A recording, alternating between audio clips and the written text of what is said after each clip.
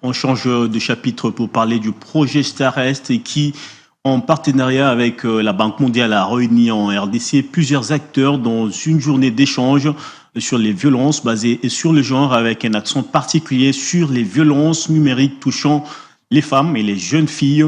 La représentante de Star-Est a présenté les réalisations du projet et les actions prévues pour l'avenir, insistant sur l'importance d'un appui renforcé aux communautés locales. Benita Ramazani signe ce reportage.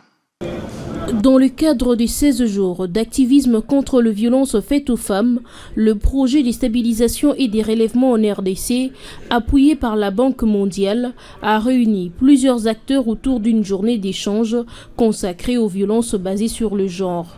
L'ouverture des travaux a été assurée par les représentants de la Banque mondiale avant le lancement officiel par la ministre du Genre, Famille et Enfants. Plusieurs interventions ont eu lieu, y compris en ligne, venant des différents pays pour partager expériences et solutions sur ces sujets. La représentante de Star-Est a présenté les réalisations du projet et les actions à venir. Nous sommes un projet du gouvernement congolais avec l'appui financier de la Banque mondiale.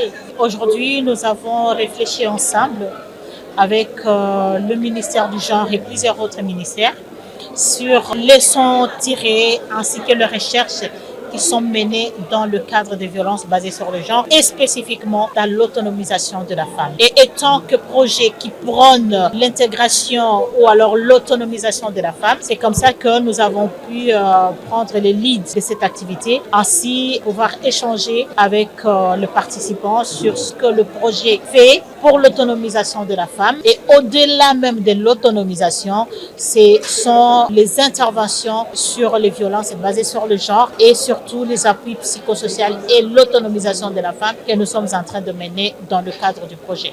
À l'issue des échanges, les participants ont insisté sur la nécessité de renforcer la prévention, la protection des femmes et la lutte contre les violences numériques, tout en formulant plusieurs recommandations pour améliorer ces actions.